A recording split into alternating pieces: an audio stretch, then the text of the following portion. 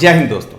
आज के वीडियो में मैं आपको ईसीएचएस के कुछ इंपॉर्टेंट रूल्स और पॉलिसीज के बारे में बताऊंगा। इस वीडियो को मैंने 4 भागों में बांटा है। पार्ट 1 में मैं आपको बताऊंगा कि ईसीएचएस क्लिनिक्स में डॉक्टर्स के टाइमिंग्स क्या होते हैं और ईसीएचएस स्कीम को ज्वाइन करने के लिए रिटायरमेंट के समय आपका कितना पैसा कटता है। पार्ट 2 में बताऊंगा कि कौन से पेशेंट्स को ईसीएचएस में डॉक्टर को दिखाने के लिए प्रायोरिटी दी जाती है। पार्ट 3 में बताऊंगा कि पीएमजे यानी प्रधानमंत्री जन आरोग्य योजना क्या है और इसका ईसीएचएस से क्या ताल्लुक है। और अंत में पार्ट 4 में बताऊंगा कि ईसीएचएस की सुविधा किन सैनिकों और उनकी फैमिली को ऑथराइज है। तो चलिए पार्ट 1 से शुरुआत करते हैं और देखते हैं कि ईसीएचएस में डॉक्टर्स के टाइमिंग्स क्या है। तो इन टाइमिंग्स को अब आप अपनी स्क्रीन पर देख सकते हैं। तो सभी ईसीएचएस क्लिनिक सुबह 8 बजे से शाम 4 बजे तक खुले रहेंगे, लेकिन ओपीडी यानी डॉक्टर को दिखाने के टाइमिंग होंगे 8 बजे से 3 बजे तक।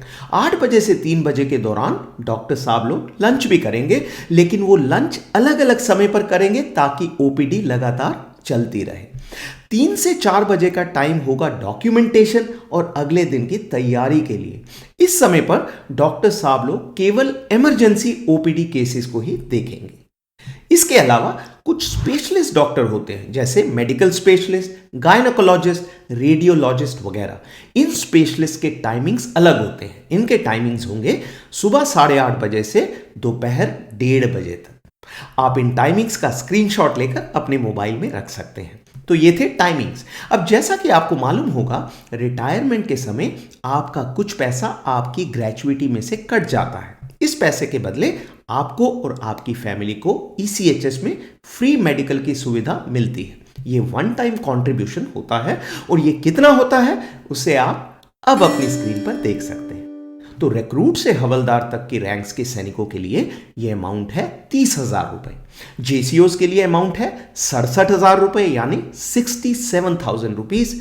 जेसीओस की कैटेगरीज में वो जेसीओ साहब भी शामिल हैं जो honorary lieutenant, honorary captain, honorary नायब सूबेदार या एमएसीपी नायब सूबेदार के रैंक में रिटायर हुए हैं। और अंत में ऑफिसर्स के लिए वन टाइम कॉन्ट्रीब्यूशन है 1,20,000 रुपए यानी 1,20,000 रुपीज। अब आप अपनी स्क्रीन पर उसी टेबल में एक और कॉलम देख सकते हैं जो है वार्ड एंटाइटलमेंट। इसका अर्थ है कि अगर ये सैनिक या उनके family member ECHS empanelled hospital में एडमिट होते हैं तो उन्हें किस कैटेगरी का कमरा ऑथराइज होगा। तो जैसा कि आप देख सकते हैं, रिक्रूट से हवलदार तक के रैंक्स के सैनिकों और उनके डिपेंडेंट्स को ऑथराइज होगा जनरल वार्ड, जेसीओ साहिबान को सेमी प्राइवेट वार्ड और ऑफिसर्स को प्राइवेट वार्ड का ऑथराइजेशन मिलेगा। तो ये था पार्ट 1। आगे बढ़ने से पहले मेरी ओर से एक रिक्वेस्ट, मैं आने वाले दिनों में सैनिकों और उनके बच्चों के बारे में बहुत सी जरूरी बातें शेयर करूंगा। तो मेरे चैनल को सब्सक्राइब कीजिए और अपने दोस्तों के साथ शेयर कीजिए। सब्सक्राइब करने से मेरे वीडियो यूट्यूब ऑटोमेटिकली आपके पास भेजता रहेगा। Thank you. ग्रेट। तो अब आते हैं पार्ट 2 पर और देखते हैं कि कौन से पेशेंट्स को ईसीएचएस में डॉक्टर को दिखाने के लिए प्रायोरिटी दी जाएगी, यानी उन्हें डॉक्टर साहब बाकी पेशेंट से पहले देखेंगे। तो इन पेशेंट्स की लिस्ट को आप अब अपनी स्क्रीन पर देख सकते हैं। नंबर 1, वो एक्स सर्विसमैन जिन्हें बैटल कैजुअलिटी या वॉर वुंडेड का स्टेटस मिला हुआ है या वो जो कि डिसेबल्ड हैं। ऐसे एक्स सर्विसमैन की पत्नी को भी प्रायोरिटी मिलेगी। नंबर 2, एक्स सर्विसमैन के वो डिपेंडेंट जो डिसेबल्ड है, जैसे डिसेबल्ड बच्चे। Number 3, senior veteran. और सीनियर वेटरन की परिभाषा क्या है? सीनियर वेटरन में आते हैं वो पुरुष जिनकी उम्र 75 साल से ज्यादा है और वो महिलाएं जिनकी उम्र 70 साल यानी 70 ईयर से ज्यादा है। और अंत में नंबर 4, व्हाइट कार्ड होल्डर्स। अब ये व्हाइट कार्ड क्या है? जैसा कि आपको मालूम होगा, हमारे कुछ डिपेंडेंट एक एज के बाद ईसीएचएस सुविधाओं के हकदार नहीं रहते। जैसे मान लीजिए सैनिक का बेटा। सैनिक का बेटा ईसीएचएस सुविधाएं तभी तक ले सकता है जब तक कि वो 25 साल का ना हो जाए या उसकी शादी ना हो जाए या वो कमाने ना लगे। इन तीनों में से अगर एक भी स्थिति आ गई तो बेटे को ईसीएचएस की फैसिलिटी मिलनी बंद हो जाएगी। लेकिन ये कंडीशन एक परिस्थिति में लागू नहीं है और वो है व्हाइट कार्ड होल्डर्स के लिए। तो ईसीएचएस का व्हाइट कार्ड उन डिपेंडेंट्स को मिलता है जो किसी क्रिटिकल डिसेबिलिटी से सफर कर रहे हैं। इनमें से कुछ डिसेबिलिटीज को आप अब अपनी स्क्रीन पर देख सकते हैं। ब्लाइंडनेस या लो विजन यानी आंखों से कम दिखाई देना, लेप्रेसी यानी कुष्ठ रोग, हियरिंग इंपेयरमेंट यानी कम सुनना, लोकोमोटर डिसेबिलिटी यानी ऐसी कोई बीमारी जिसके कारण पेशेंट अपने बॉडी पार्ट्स को ठीक से मूव नहीं कर पाता, उदाहरण के लिए पोलियो का रोगी। अगला मेंटल रिटार्डेशन यानी दिमाग की प्रॉब्लम, और अंत में मेंटल इलनेस यानी डिप्रेशन जैसी कोई बीमारी। तो याद रखें कि अगर आप या आपके डिपेंडेंट इनमें से किसी भी कैटेगरी में आते हैं तो आपको ईसीएचएस में डॉक्टर साहब को दिखाने के लिए प्रायोरिटी दी जाएगी। तो ये था पार्ट 2। अब आते हैं पार्ट 3 पर और देखते हैं कि पीएमजे यानी प्रधानमंत्री जन आरोग्य योजना क्या है और इसका ईसीएचएस से क्या ताल्लुक है। इस योजना को आयुष्मान भारत के नाम से भी जाना जाता है। तो प्रधानमंत्री जन आरोग्य योजना इंडियन गवर्नमेंट की एक योजना है। वैसे तो ये योजना केवल गरीब लोगों के लिए है, लेकिन इस योजना के तहत अगर आपकी उम्र 70 साल से ज्यादा है तो आप इसे ज्वाइन कर सकते हैं। इससे कोई फर्क नहीं पड़ता कि आपकी इनकम कितनी है। इस योजना के तहत 70 साल से ऊपर सभी नागरिकों को और उनकी फैमिली को 5 लाख रुपए का मेडिकल इंश्योरेंस मिलता है हर साल। लेकिन इस बारे में एक इंपॉर्टेंट बात यह है कि अगर आप इस योजना को ज्वाइन करते हैं तो फिर आप ईसीएचएस का बेनिफिट नहीं ले पाएंगे। क्यों? क्योंकि सरकार का रूल है कि आप सरकार का कोई एक मेडिकल बेनिफिट ले सकते हैं, जैसे ईसीएचएस, सीजीएचएस, पीएमजे या फिर स्टेट गवर्नमेंट की कोई और स्कीम।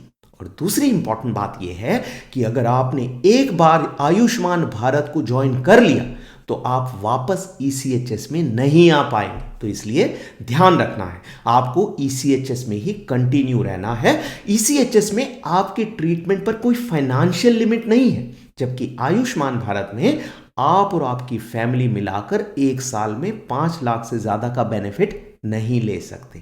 तो आयुष्मान भारत की तुलना में ईसीएचएस ज्यादा अच्छी सुविधा है। आयुष्मान भारत केवल उन लोगों के लिए अच्छी स्कीम है जो सरकार के किसी और मेडिकल योजना का हिस्सा नहीं है। तो ये था पार्ट 3 और अब आते हैं पार्ट 4 पर और देखते हैं कि ईसीएचएस की सुविधा किन सैनिकों को ऑथराइज होती है। तो उनकी लिस्ट को अब आप अपनी स्क्रीन पर देख सकते हैं। नंबर 1, आर्मी, नेवी और एयरफोर्स के वो सैनिक जिन्हें रिटायरमेंट के बाद एक्स सर्विसमैन का स्टेटस मिला है और जिन्हें पीसीडीए पेंशन से पेंशन मिल रही है। तो अगर आपको पीसीडीए से पेंशन मिल रही है तो आपको ईसीएचएस की सुविधा भी ऑथराइज है। नंबर 2, मिलिट्री नर्सिंग सर्विस यानी एमएनएस के पेंशनर। नंबर 3, वो लोग जो एनसीसी में फुल टाइम ऑफिसर्स रह चुके हैं। नंबर 4, डिफेंस सिक्योरिटी कोर यानी डीएससी के पेंशनर। नंबर 5, टेरिटोरियल आर्मी यानी टीए के pensioner. Number 6, Indian coast guard के वो लोग जिन्होंने यूनिफॉर्म्ड सर्विस की है। नंबर 7, नेपाल डोमिसाइल्ड गोरखास यानी नेपाल के वो सैनिक जिन्होंने इंडियन आर्मी में नौकरी की है। नंबर 8, आर्मी पोस्टल कोर यानी एपीएस के एलिजिबल पेंशनर। एपीएस के सभी लोगों को ईसीएचएस की सुविधा नहीं मिलती, उनकी कुछ कंडीशंस होती हैं। तो जो लोग उन कंडीशंस को सेटिस्फाई करते हैं उन्हें ईसीएचएस की सुविधा मिल जाती है। अब 2019 में ईसीएचएस ने एक लेटर इशू किया था। इस लेटर के तहत इन कैटेगरीज के अलावा कुछ और सैनिकों को भी ईसीएचएस की सुविधा दी गई थी। जैसा कि मैंने कुछ देर पहले बताया, ईसीएचएस की सुविधा के लिए 2 कंडीशंस जरूरी हैं। सैनिक एक्स सर्विसमैन होना चाहिए और उसे पीसीडीए से पेंशन मिल रही होनी चाहिए। लेकिन 2019 में इन नई कैटेगरीज के सैनिकों के लिए ये 2 कंडीशंस माफ कर दी गई। तो ये सैनिक कौन थे, उनकी लिस्ट को अब आप अपनी स्क्रीन पर देख सकते हैं। नंबर 1, प्रीमेच्योर रिटायरीज यानी वो ऑफिसर्स, जेसीओ, एनसीओ और अदर रैंक जो अपनी क्वालिफाइंग सर्विस पूरी करने से पहले अपनी मर्जी से प्रीमेच्योर रिटायरमेंट चले। जैसे सिपाही शिंदे ने 10 साल की नौकरी के बाद किसी फैमिली प्रॉब्लम के कारण प्रीमेच्योर रिटायरमेंट ले ली, तो क्योंकि उसने पेंशन के लिए क्वालिफाइंग सर्विस यानी 15 साल कंप्लीट नहीं की थी, उसे पेंशन नहीं मिलेगी, लेकिन उसे ईसीएचएस की सुविधा मिलेगी। इसी प्रकार वो ऑफिसर जो 20 साल की सर्विस करने से पहले प्रीमेच्योर रिटायरमेंट चले जाते हैं, उन्हें भी पेंशन नहीं मिलेगी, लेकिन ईसीएचएस की सुविधा मिलेगी। Number 2, short service commissioned officers. ये वो ऑफिसर्स हैं जो 10 साल की सर्विस के बाद रिटायर हो जाते हैं। इन्हें पेंशन नहीं मिलती, लेकिन 2019 के बाद इन्हें ईसीएचएस की सुविधा लागू हो गई है। नंबर 3, वर्ल्ड वॉर 2 वेटरन्स, यानी वो सैनिक जिन्होंने वर्ल्ड वॉर 2 की लड़ाई में हिस्सा लिया था। और अंत में नंबर 4, इमरजेंसी कमीशन्ड ऑफिसर्स यानी ईसीओस। ईसीओस वो ऑफिसर्स हैं जिन्हें 1962, 1965 और 1971 के युद्धों के दौरान इमरजेंसी में फौज में लिया गया था, लेकिन युद्ध के बाद पेंशन की क्वालिफाइंग सर्विस कंप्लीट करने से पहले ही उन्हें फौज से डिस्चार्ज कर दिया गया था। तो ये थे 4 कैटेगरी के लोग जिन्हें 2019 में ईसीएचएस की सुविधा दी गई थी। इन सैनिकों की ईसीएचएस सुविधा के बारे में कुछ विशेष कंडीशंस हैं जो इस प्रकार है। नंबर 1, तो पहली कंडीशन है उन सैनिकों के बारे में जो प्रीमेच्योर रिटायरमेंट गए हैं, और कंडीशन ये है कि वो सैनिक डिसिप्लिनरी ग्राउंड पर डिस्चार्ज हुए नहीं होने चाहिए। उदाहरण के लिए, अगर किसी सैनिक, चाहे वो ऑफिसर हो, जेसीओ, एनसीओ या अदर रैंक, अगर उसे किसी करप्शन के केस में कोर्ट मार्शल की सजा के तौर पर फौज से निकाला गया, तो उसे और उसकी फैमिली को ईसीएचएस की सुविधा नहीं दी जाएगी। नंबर 2, इस कैटेगरी के सैनिकों को ईसीएचएस की सुविधा मिलेगी सिर्फ खुद के लिए और उनकी पत्नी या पति के लिए। उन्हें बाकी डिपेंडेंट्स जैसे माता पिता या बच्चों के लिए यह सुविधा नहीं मिलेगी। नंबर 3, जैसा कि आप देख सकते हैं, मैंने पहली 2 कैटेगरीज को व्हाइट कलर में लिखा है और बाकी 2 कैटेगरीज को पीले कलर में। वो इसलिए कि इनकी ईसीएचएस की सुविधाओं में फर्क है। जो लास्ट की 2 कैटेगरीज हैं, यानी वर्ल्ड वॉर 2 वेटरन्स और इमरजेंसी कमीशन्ड ऑफिसर्स, उन्हें और उनकी पत्नी को वो सभी ईसीएचएस सुविधाएं मिलेंगी जो सभी ईसीएचएस बेनिफिशियरीज को मिलती है। लेकिन शॉर्ट सर्विस कमीशन्ड ऑफिसर्स और वो सैनिक जो प्रीमेच्योर रिटायरमेंट चले गए थे, उनकी ईसीएचएस सुविधाओं पर कुछ रिस्ट्रिक्शंस हैं। वो रिस्ट्रिक्शंस इस प्रकार है। पहली बात तो ये सैनिक ईसीएचएस पॉलीक्लिनिक में फ्री ओपीडी सर्विस के लिए एलिजिबल है, यानी वो ईसीएचएस पॉलीक्लिनिक में खुद को या अपनी पत्नी या पति को दिखा सकते हैं। दूसरी बात, ये सैनिक सर्विस हॉस्पिटल में ट्रीटमेंट नहीं करा सकते, यानी पॉलीक्लिनिक के डॉक्टर इन्हें सिविल हॉस्पिटल में तो रेफर कर सकते हैं, पर मिलिट्री हॉस्पिटल में रेफर नहीं कर सकते। और तीसरी बात, जब भी ये सैनिक सिविल हॉस्पिटल में ट्रीटमेंट करवाते हैं तो इनकी वो ट्रीटमेंट पूरी तरह से फ्री नहीं होती। तो ये सैनिक उस ट्रीटमेंट के लिए पहले तो खुद से पे करेंगे और बाद में उस खर्च को क्लेम करेंगे, और वो क्लेम भी मिलेगा 75% यानी 75% अगर उन्होंने 10 साल या उससे ज्यादा समय के लिए फौजी नौकरी की थी, और 50% यानी 50% अगर उनकी नौकरी 10 साल से कम थी। उदाहरण के लिए, मान लीजिए हॉस्पिटल का बिल 1 लाख रुपए था, तो सैनिक को 75,000 रुपीज मिलेंगे अगर उसने 10 साल से या उससे ज्यादा समय के लिए नौकरी की थी, और 50,000 रुपए मिलेंगे अगर उसकी नौकरी 10 साल से कम थी।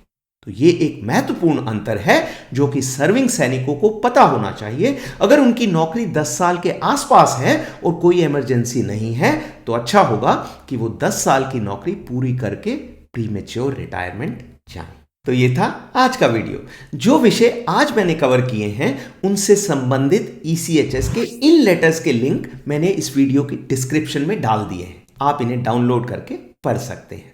एंड करने से पहले इंपॉर्टेंट बातें एक बार दोहरा देता हूं। नंबर 1, सभी ईसीएचएस पॉलीक्लिनिक सुबह 8 बजे से शाम 4 बजे तक खुले होते हैं, लेकिन ओपीडी के टाइमिंग्स होते हैं 8 बजे से 3 बजे तक। कुछ स्पेशलिस्ट डॉक्टर होते हैं जैसे मेडिकल स्पेशलिस्ट, गायनोकोलॉजिस्ट, रेडियोलॉजिस्ट वगैरह, इनके टाइमिंग्स होते हैं सुबह 8:30 बजे से दोपहर 1:30 बजे तक। नंबर 2, अगर आप senior citizen, war wounded, battle casualty या व्हाइट कार्ड होल्डर हैं, तो आपको ईसीएचएस में ओपीडी में दिखाने के लिए प्रायोरिटी दी जाएगी। और सबसे इंपॉर्टेंट नंबर 3, आप एक समय पर किसी एक सरकारी मेडिकल सुविधा के लिए एलिजिबल हैं, इसलिए ध्यान रहे कि आपने किसी और सरकारी सुविधा में खुद को या किसी डिपेंडेंट फैमिली मेंबर को इनरोल नहीं करना है। अगर कर दिया तो आप ECHS के लिए एलिजिबल नहीं रहेंगे, और अगर एक बार इनएलिजिबल हो गए तो वापस ये फैसला चेंज भी नहीं कर पाएंगे। आज के लिए इतना ही। अगले वीडियो तक अपना ख्याल रखें और स्वस्थ रहें।